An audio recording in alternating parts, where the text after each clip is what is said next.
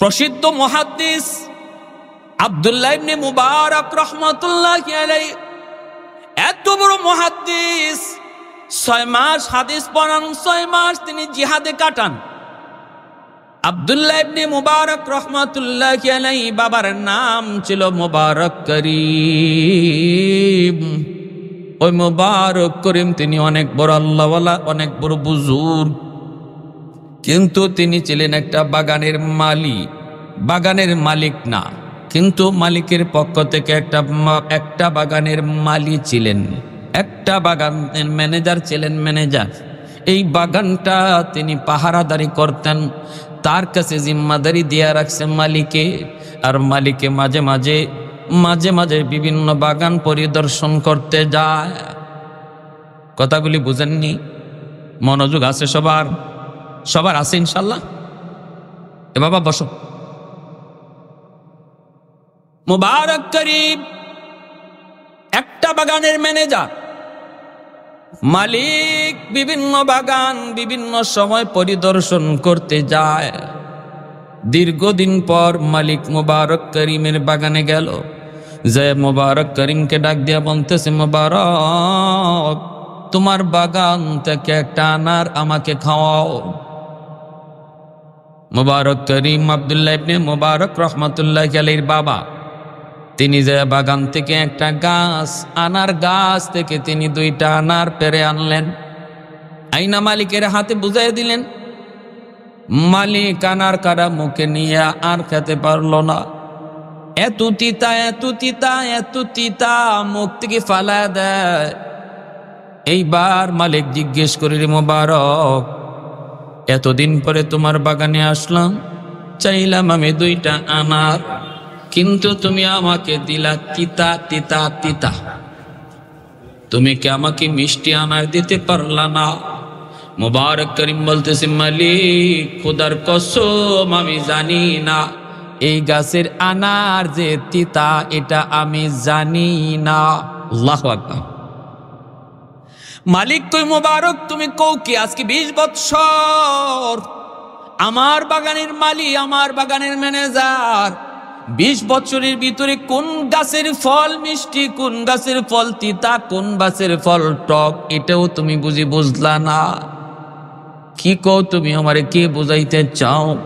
এই কথা বলতে মুবারক করিম বলতেছে, উস্তাদ জি, খোদার কসম আমি কোন ফলে হাত দেই না, তাই বলে দে আমার ইচ্ছা হয় না তা না।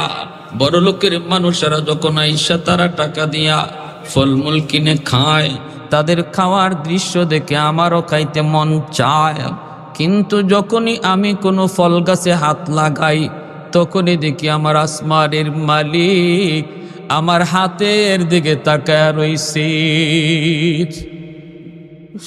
যখনই আমি ফল গাছে কোনো ফলে হাত লাগাই, তখনই দেখি আসমানের মালিক আমার দিকে তাকায় রইছেন।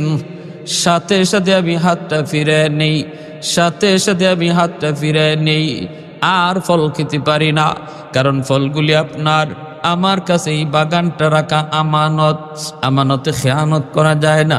যার মধ্যে আমানতদারি নাই, তার মধ্যে ঈমান নাই। নবী বলেন, লা ঈমানা লিমাল্লাহ আমানাতাল্লাহ, লা ঈমানা লিমাল্লাহ আমানাতাল্লাহ। যার ভিতরে আমানতদারি নাই, তার ঈমান নাই।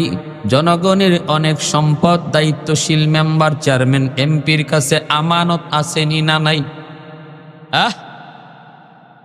আল্লাহ নবী বলেন, আমানতে যে খেয়ানত করে তার ঈমান নাই, ঈমান নাই। নাউজুবিল্লাহ, জোরে কোন ঈমান নাই। আমানতদারি যে রক্ষা করে, কিয়ামতের ময়দানে আল্লাহ বিশেষ পুরস্কারে তাদেরকে পুরস্কৃত করবে। কিন্তু যদি আমানতে খেয়ানত করে, নবী বলেন মরবার সময় তার বেঈমান হইয়া মরবার সম্ভাবনা বেশি থাকে। গম চুরি করার অভ্যাস যার বেশি থাকবে, বেঈমান হইয়া মরবার সম্ভাবনা তার বেশি থাকবে। টিন চুরি করার অভ্যাস যার থাকবে, বেঈমান হইয়া মরবার অভ্যাস তার থাকবে। রাস্তা টাকা মাইরা খাওয়ার অভ্যাস যার থাকবে, বেঈমান হইয়া মরবার সম্ভাবনা তার বেশি থাকবে। আমি মৌলবীর কথা নাকি নবীর কথা? আরেকটু জোরে বলেন, কার? মায়ার নবী বলেছেন, মায়ার নবী। এজন্য ভাই মনে রাখবা, দায়িত্ব বহুত বড়, আল্লাহর পক্ষ থেকে নিয়ামত। দায়িত্ব বহুত বড় নিয়ামত, আল্লাহ সবাইকে দেয় না। মাঝে মাঝে দায়িত্ব দিয়ে আল্লাহ কাউকে পরীক্ষা নেয়, ঠিক কিনা? আমানতদারি রক্ষা হয় কি হয় না? সম্পদ দিয়ে আল্লাহ ধনীদেরকে পরীক্ষা নেয়, দায়িত্ব দিয়ে আল্লাহ এমপিরে পরীক্ষা নেয়। এমনি ভাবে মাঝে মাঝে গরিবরে আল্লাহ পাক বিপদে ফেলে ও বিপদে পরীক্ষা নেয়। আমরা সবাই দুনিয়া নামক এই পরীক্ষার হলে পরীক্ষায় আছি। সবাই পরীক্ষার হলে, ধনীও পরীক্ষা দেয়, গরিবও পরীক্ষা দেয়, মেম্বারও পরীক্ষা দেয়, জনগণও পরীক্ষা দেয়, কিন্তু এক একজনের প্রশ্ন এক এক রকম, ঠিক কিনা? গরিবের প্রশ্ন হলো সবর করে কি করে না, সবর করে কি করে না, বিপদের সময় সে সবর করে কি করে না। ধনীর উপরে পরীক্ষা হলো ধন সম্পদের হক আদায় করে কি করে না। দায়িত্বশীল মেম্বার চেয়ারম্যানের উপরে পরীক্ষা হলো আমানতদারি রক্ষা করে কি করে না, ঠিক কিনা ভাই? ভাইয়েরা, বন্ধুরা, মুবারক করিম তিনি বলেন, উস্তাদ জি খোদার কসম, মন যে চায় না এমন না, এমন না, এমন না, আমারও মন চায়, আমারও গুনাহ করতে মন চাই। এর যুবক, তোমারও মাঝে মাঝে গুনাহ করতে মন চাই। যৌবনের চাহিদা হলো গুনাহ করা, যৌবনের চাহিদা হলো রাতের অন্ধকারে চুরি করা, যৌবনের চাহিদা হলো বন্ধুদের সাথে গুনার আড্ডায় যাওয়া। এটা যৌবন মানুষকে পাগলা গোরার মতো দৌড়ায়। কিন্তু মালিক ডাক দিয়া বলেন, যুবক রে, ওই যৌবনের পাগলামি যদি তুমি না করো, তুমি যদি পাগলা গোলার লাগাম টেনে ধরো, যৌবনে যদি তোমাকে মসজিদে পাওয়া যায়, যৌবনে যদি আল্লাহর ভয় অন্তরে নিয়ে চলা শিখে যাও, যৌবনে যদি দাওয়াত তাবলীগের সময় লাগাও, যৌবনে যদি মাথায় টুপি পাওয়া যায়, যৌবনে যদি তোমার মুখে দাড়ি দেখা যায়, যৌবনে যদি মুরব্বীদের শ্রদ্ধা করতে পাওয়া যায়, যৌবনে যদি বাপ মার সেবা করতে দেখা যায়, রব্বুল আলামিন তিনি বলেন, ইল্লাল্লাযীনা আমানু ওয়া আমিলুস সালিহাত ফালাহুম আজরুন গায়রু মামনুন। তুমি যখন বৃদ্ধ হবা, আমি আল্লাহ যৌবনের সব আমল বৃদ্ধ বয়সে ঘরে বসায় বসায় আমল নামায় দান করব। ইবাদতের পেনশন, ইবাদতের পেনশন আল্লাহ দান করবেন।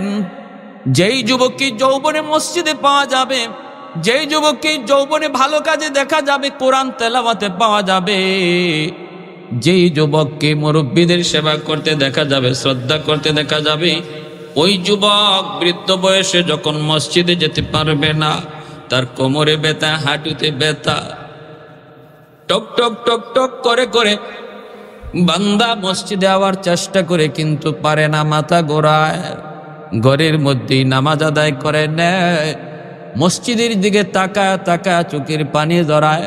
আল্লাহ পাক ফেরেশতাদেরকে বলে, ফেরেশতারা, আমার বান্দার আমল নামায় ঘরে নামাজের সওয়াব লিখবা না, কারণ যৌবনে সে মসজিদে নামাজ পড়তো, এখন যদিও সে মসজিদে আসতে পারে নাই, কারণ সে বৃদ্ধ, গায়ে তার শক্তি নাই, শক্তিটা তো আমি আল্লাহই কায়রা নিছি, শক্তিটা তো সে নষ্ট করে নাই। গায়ে যদি শক্তি থাকতো আজও আমার বান্দা মসজিদে যাইতো। অতএব যদিও বান্দা ঘরে শুয়ে ঘরে একা একা নামাজ পড়ে, তবুও তার আমল নামায় মসজিদের জামাতের সওয়াব লিখে দাও। কোরআন তেলাওয়াতের আমল, কোরআন তেলাওয়াতের আমল, ফজরের পরে আল্লাহর বান্দা রেগুলার কোরআন তেলাওয়াত করতো, দাইমি আমল, দাইমি আমল। এখন সে বৃদ্ধ, চোখে দেখে না, কোরআন তেলাওয়াত পারে না। আল্লাহ পাক ফেরেশতাদেরকে বলে, সূরাতুত তিনের তাফসীর খুলে দেখেন, আল্লাহ পাক রব্বুল আলামিন বলেন, ইল্লাল্লাযীনা আমানু ওয়া আমিলুস সালিহাত ফালাহুম আজরুন গায়রু মামনুন। যৌবনের কোন আমল আমি আল্লাহ আটকায় রাখি না, বৃদ্ধ বয়সে জারি রাখি, জারি। তিলাওয়াত করার অভ্যাস ছিল তার যৌবনে, তিলাওয়াত করার অভ্যাস ছিল তার চোখে যতদিন পাওয়ার ছিল, এখন তার চোখে পাওয়ার নাই। রব্বুল আলামিন ফেরেশতাদেরকে বলেন, ফেরেশতারা, আমার বান্দা যদিও এখন তিলাওয়াত করতে পারে না, তবুও তার আমলনামায় কোরআন তেলাওয়াতের সওয়াব লিখে দাও। এ যুবক, হাতি ধরি বলি, পায়ে ধরি বলি রে যুবক, এই যৌবনটা আল্লাহর কাছে কত দামি। তোমারে আল্লাহ কত মায়া করে, কত মায়া করে। একজন বৃদ্ধ মানুষের সেজদা আর একজন যুবকের সেজদা এক হতে পারে না, ঠিক কিনা? লা ওয়ারআ কাল কাফি। মায়ার নবী বলেন, যে মানুষটার সুযোগ ছিল অন্যায় করার, এরপরও করে না আল্লাহর ভয়ে, তোমরা মনে রাখবা সে তোমাদের মধ্যে আল্লাহর ওলি হয়ে গেছে।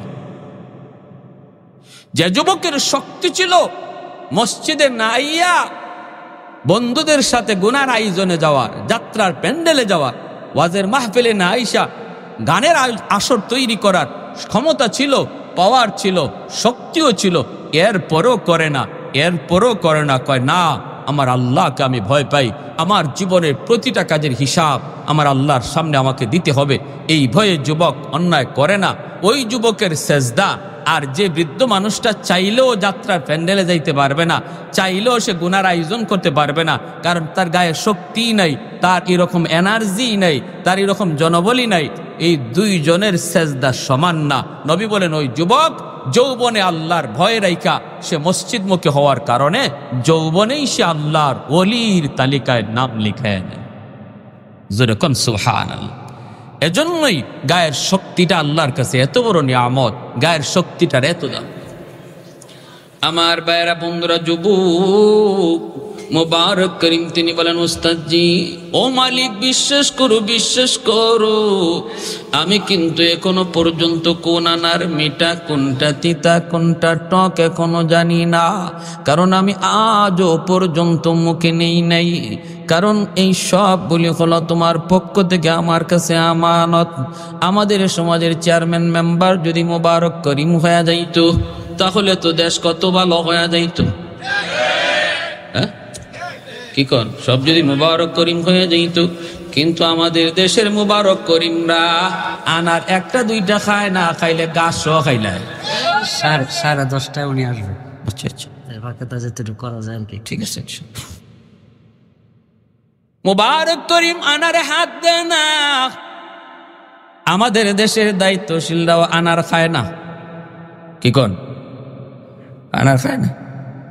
যদি ভাই আল্লাহর গোলাম এইভাবে যদি চলতো, সকলে সমাজ সুন্দর হয়ে যাইত। এইদিকে মালিক, মালিক এই কথা শোনার পরই মালিকের চোখ থেকে দর দর করে পানি পড়ে। মালিক কান্দে আর বলতেছে, রে মুবারক, কি শুনাইলে রে, কি শুনাইলে? কত বাগানের ভিতরে ঢুকলাম, কত ম্যানেজারকে কত প্রশ্ন করলাম, কতজন আমাকে কত ফল খাওয়াইল, কিন্তু না না, এমন কথা কি শুনাই নাই রে মুবারক। কি শুনাইলে? 20 বছরের ভিতরে তুই আমার কোনো আমানতে খেয়ানত করো নাই। ঠিক আছে, আমি তোর উপর খুশি হয়ে আজ তোরে আজাদ করে দিলাম। এই খবর নিয়ে মালিক চলে আসলো বাড়িতে। আইসা বিবিকে ডাক দিয়ে বলতেছি, বিবি, ও বিবি, আজকের ঘটনা শোনো। মুবারক আমারে কি শুনাইছে গো, কি শুনাইছে, কি শুনাইছে? এই ঘটনা শোনানোর উপর মালিক কই, বিবি গো, আমি তো মুবারক রে আজাদ করে দিছি। বলা মাত্রই বিবি কান্না শুরু করে দেয়। আর বিবি বলতেছে, মালিক, ও আমার স্বামী, তুমি ভুল করে ফেলেছো, ভুল করে ফেলেছো। কারণ তুমি জানো না গো, তুমি তো জানো না, তারে আজাদ করে দিলে পরে সে তো তোমার বাগান ছেড়ে চলে যাবে, আর তো তুমি তারে পাবা না। কিন্তু আমার মন বলে, আমার মন, আমার মন, আমার মন বলে, এই মুবারকের ইখলাস আর খুদার ভয় তোমার পুরা ব্যবসার পাহারাদারি করছে। তোমার গোটা ব্যবসাটার পাহারাদার ছিল মুবারকের তাকওয়া। রাতের অন্ধকার নিজের জন্য শুধু আল্লাহর কাছে কাঁদে নাই, সে তোমার জন্য, তোমার ব্যবসার জন্য সে আল্লাহর কাছে রাতের অন্ধকারে কান্নাকাটি করছে গো স্বামী। না গো স্বামী, তুমি ভুল করে ফেলেছো, এই মুবারককে বিদায় দিলে তোমার ব্যবসায় ধস নামবে, অল্প দিনের ব্যবধানেই তোমার ব্যবসায় লস খাইবা। এতদিন পর্যন্ত তুমি যে ব্যবসায় লাভ করেছো, আমার মন বলে মুবারকের তাকওয়া আর পরহেজগারির কারণে। মহিলাদের বুদ্ধি শুদ্ধি আসেনি না নাই? এজন্য আল্লাহ নবী বলছে, মাঝে মাঝে ঘরের বিবির সাথে পরামর্শ কইরো, যে কোনো কাজ করতে ম্যাডামের সাথে পরামর্শ কইরো। যদিও তুমি মনে করো বুদ্ধি শুদ্ধি নাই, কিন্তু মাঝে মাঝে দুই একটা পরামর্শ দিতে পারে যেটা তোমার মাথায় ছিল না। মা আপনারা দেখুন কথা খুলবে নাকি আপনাদের ঘরের ম্যাডাম একবারে নেড়ার টাল? কিছু বুদ্ধি শুদ্ধি আসেনি না নাই? না থাকলে দেশ চালায় কেমনে? পুরুষে চালায়। মহিলাদের বুদ্ধি শুদ্ধি আসেনি না নাই? আরে মিয়া আছে আছে আছে।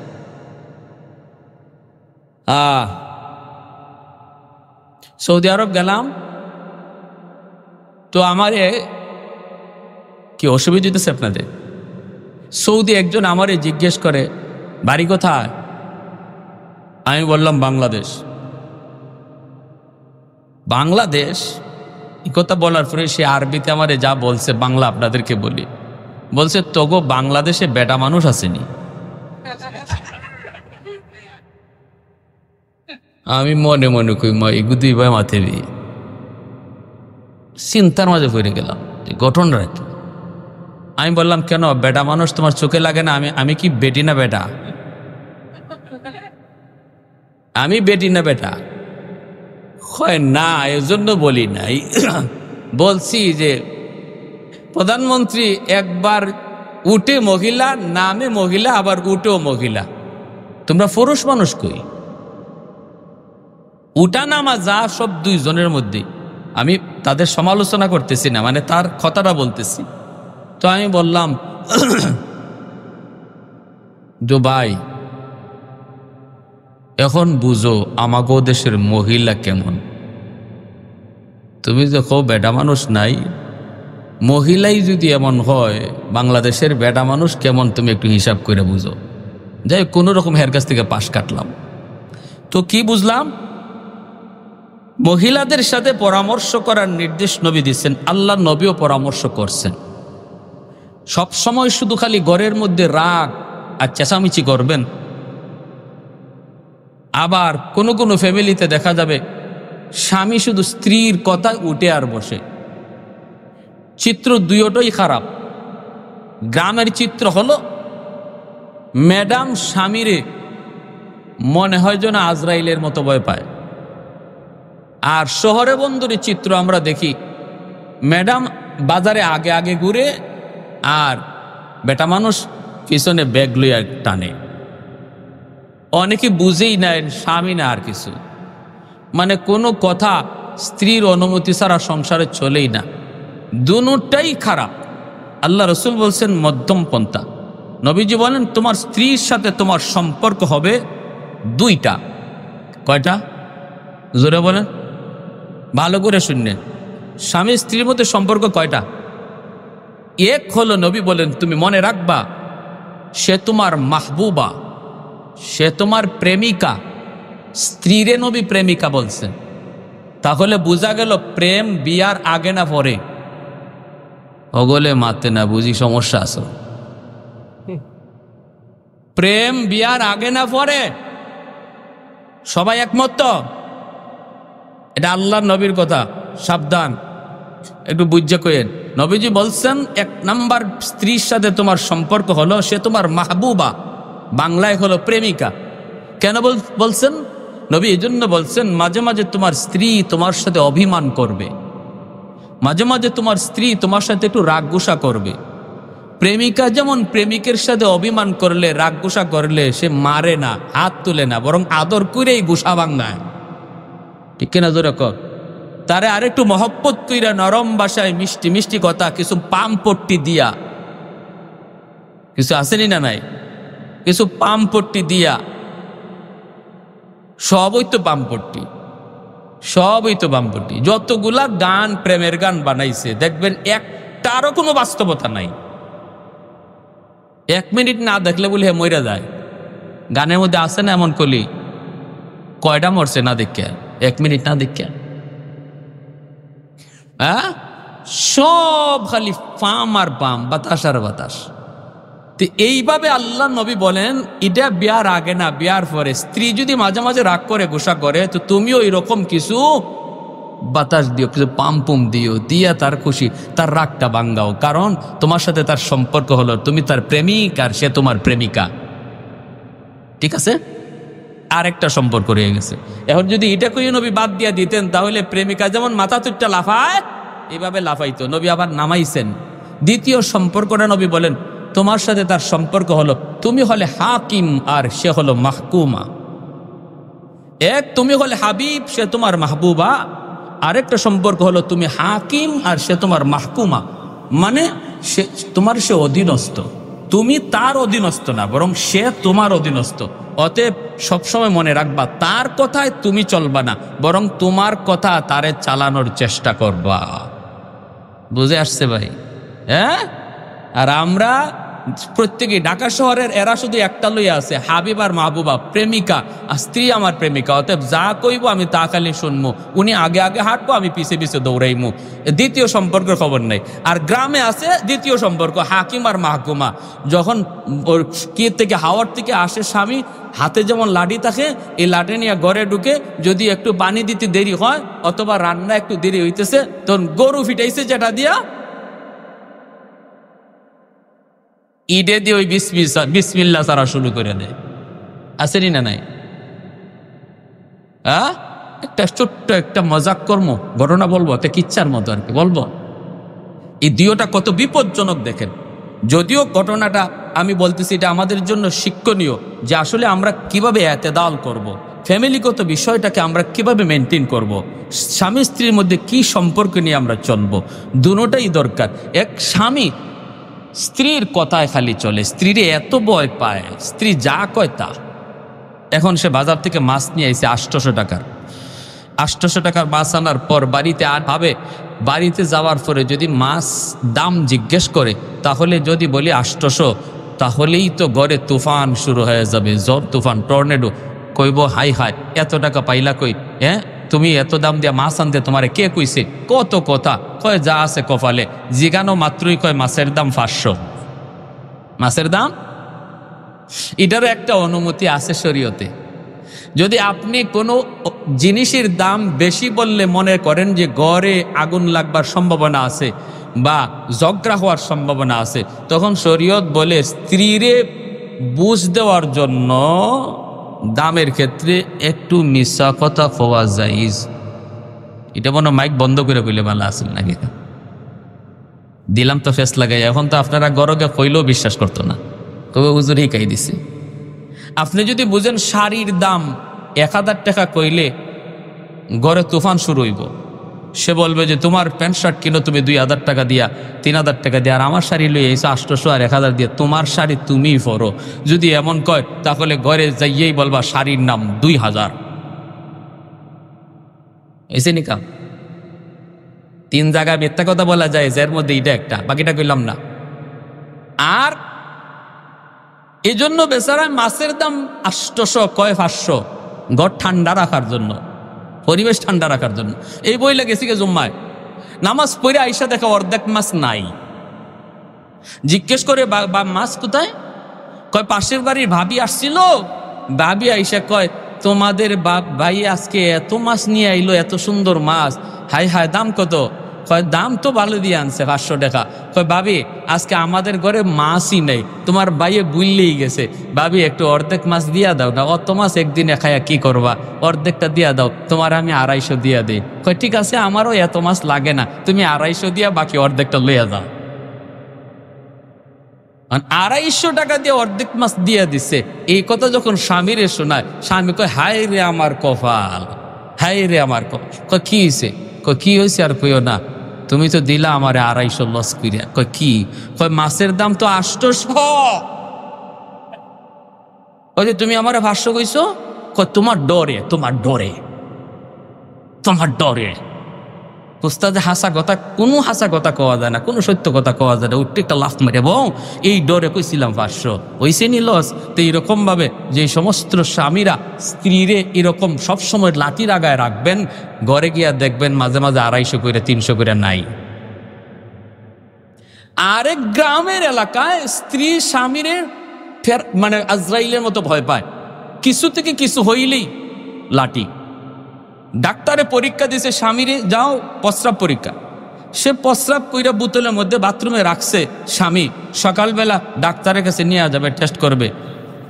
এই ফাঁকে স্ত্রী বাথরুমে ঢুকছে আর পা লাগিয়া তার বোতলের প্রস্রাব পড়ে গেছে। এখন তো মহিলা ভয়ে অস্থির, হাই হাই হাই হাই রে, কি করলাম রে, আমার যে জামাইয়ের জামাই, ওরে বাপরে, যদি যায় কই তোমার প্রস্রাব ফালাই দিছি, আবার একটু প্রস্রাব করে রাখো, এটা তো মানতই না, বরং লাঠিও আমার ফিড অফ পড়তে পারে। তো তার দরকার নাই পেঁচ লাগাইবার, আমার প্রস্রাব ঢুকাইতে রাখি। এখন তাই সকালে গেছেন প্রস্রাব পরীক্ষা করার জন্য, রিপোর্ট দেওয়ার পর ডাক্তারে একবার রিপোর্টের দিকে তাকায়, আর একবার তার চেহারার দিকে তাকায়, বড় বড় চোখে তাকায়। কয় স্যার, আপনি আমার দিকে এইভাবে তাকাইতেছেন, রিপোর্টে কি কয়, আমি বাঁচবো না মরমো স্যার? কয় বাঁচবাই না মরবাই এটা তো আমার চিন্তাই, আমি ভাবতেছি তুমি বেটা না তুমি বেটি। কয় স্যার কি হয়েছে স্যার? কি হয়েছে আর কি? আমার রিপোর্টে কয় তোমার পেটে 7 মাসের বাচ্চা। এখন তো আমি এটাই দেখতেছি তুমি বেটা না বেটি। 7 মাসের বাচ্চা হইলে তো বেটি হওয়ার কথা, সেরাই তো কয় বেটা।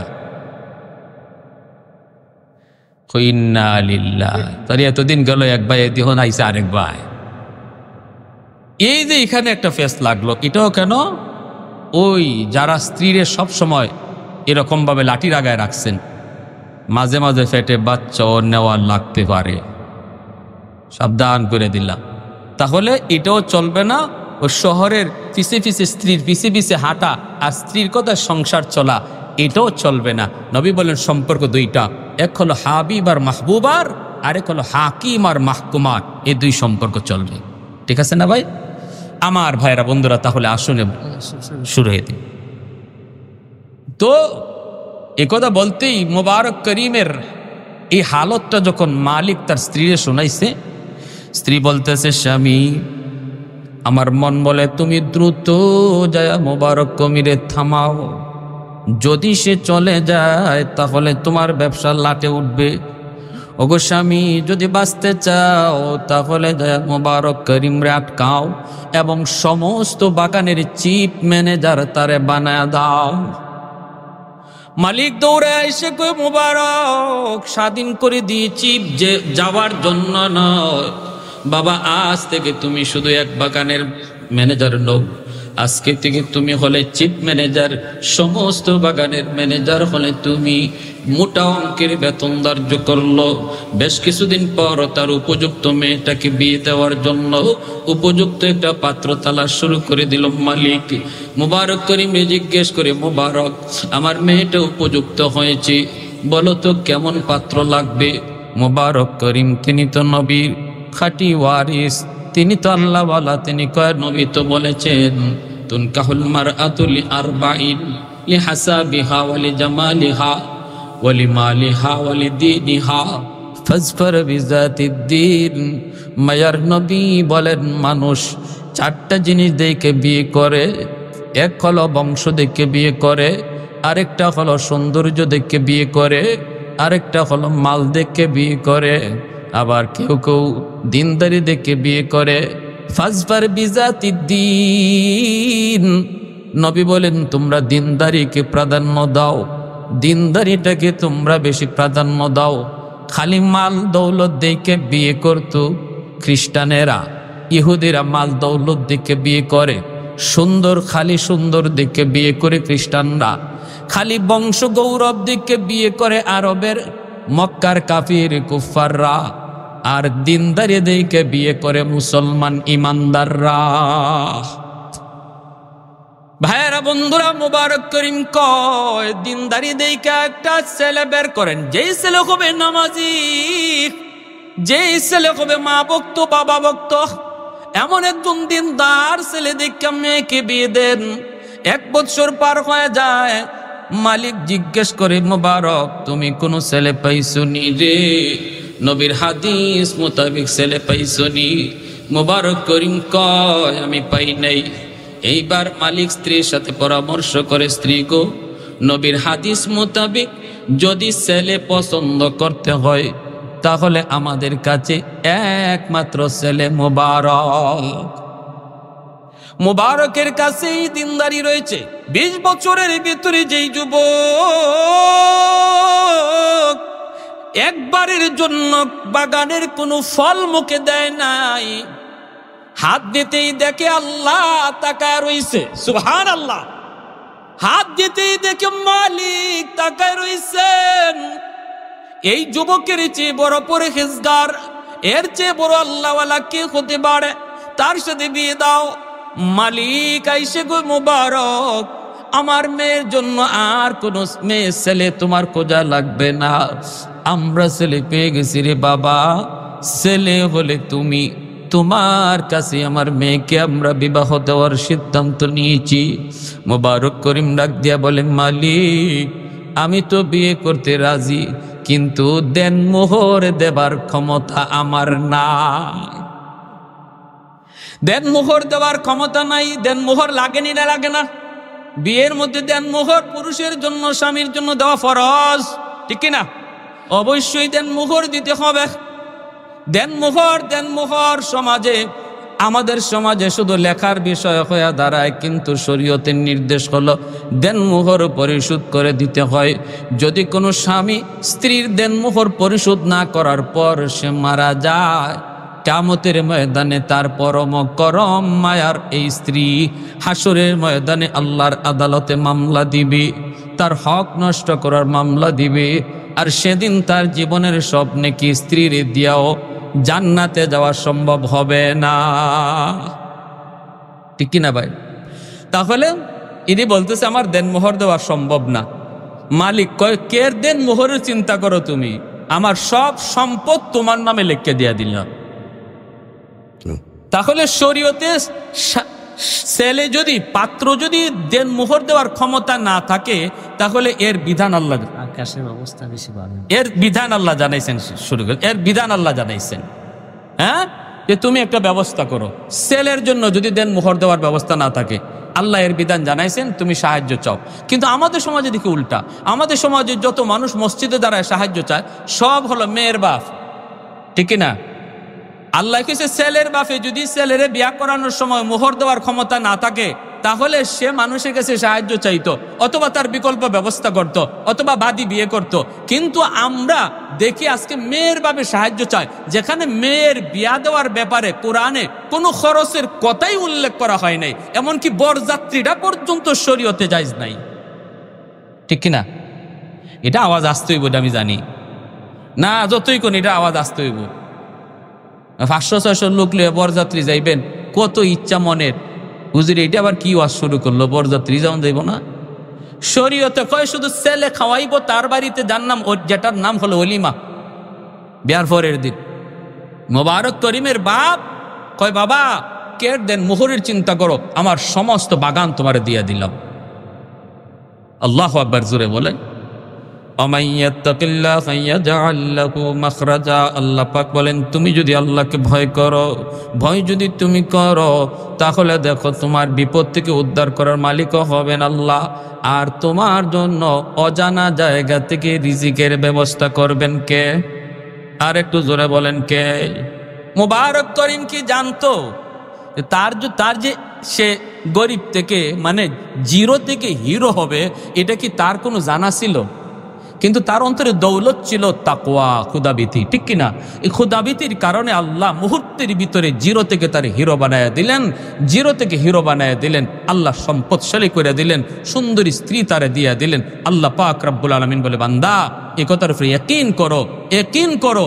তুমিও যদি আমি আল্লাহকে ভয় করে চলো, যেখানেই থাকো, যে অবস্থায় থাকো, জবাবদিহিতার জিন্দিগি যদি তুমি সামনে রাখো, যে আমার জীবনের প্রতিটা কাজের হিসাব আল্লাহর সামনে একদিন দিতে হবে, এই চিন্তা নিয়ে যদি তুমি চলো, তাহলে তোমার জীবনে যত মুসিবত আসবে, সমস্যা আসবে, আসতে পারে, সমাধান করব আমি আল্লাহ, আর রিজিকের ব্যবস্থাও করব এমন জায়গা থেকে যার কল্পনাও তোমার ছিল না। সুবহানাল্লাহ, জোরে বল। এই মাদ্রাসা আমাদেরকে ওই জীবনের শিক্ষা দেয়, জবাবদিহিতার জীবন শিখায় যে না, এই দুনিয়া পরেই শেষ, না তা না, মরলেই শেষ তা না, মরার পরে আমার একটা জীবন রয়েছে, যেই জীবনটা হলো জবাবদিহিতার জিন্দিগি। এটা কোরআনের শিক্ষা। আমার ছেলেরে যদি মাদ্রাসায় পড়াই, নাতিটারে যদি মাদ্রাসায় পড়াই, তাহলে সে ওই জবাবদিহিতামূলক জিন্দিগি নিয়ে গড়ে উঠবে, সমাজের মানুষকে ওই জীবনের কথা সে বুঝাবে। মাদ্রাসা শিক্ষা বন্ধ হয়ে যাবে, যদি কোরআনে আলোচনা বন্ধ হয়ে যায়, তাহলে মানুষ বেপরোয়া হয়ে যাবে, যা পাবে তা খাবে। তখন আল্লাহর কাছে হিসাব দেওয়ার চিন্তা তার মাথায় থাকবে না। তার জীবনের মাঝে আর গরু, ছাগল, হাঁস, মুরগি এর মধ্যে কোনো তফাৎ থাকবে না। তাহলে মাদ্রাসা শিক্ষার দরকার আছে না? কোরআনের শিক্ষা কারা কারা চাই? একটু হাত তুলে আল্লাহকে দেখাই। আল্লাহ তুমি কবুল করো, জোরে বলি আমিন। আমিন, আরো জোরে বলি আমিন। আমার ভাইয়েরা, বন্ধুরা, আকাশের অবস্থা বেশি ভালো না। এরপরে প্রধান অতিথিও আমাদের চলে আসবেন অল্প সময়ের ভিতরেই। ভাইয়েরা, বন্ধুরা, কওমি মাদ্রাসা সরকারের কোনো সাহায্যে চলে না, চলে এলাকার মানুষের সহযোগিতায়, ঠিক না? হ্যাঁ, দারুল উলুম দেওবন্দ প্রতিষ্ঠাই হয়েছে এই উসুলের উপরে যে কওমি মাদ্রাসা শুধু আল্লাহর উপরে ভরসা করবে, আর এর সহযোগী হবে জনগণ, এলাকাবাসী।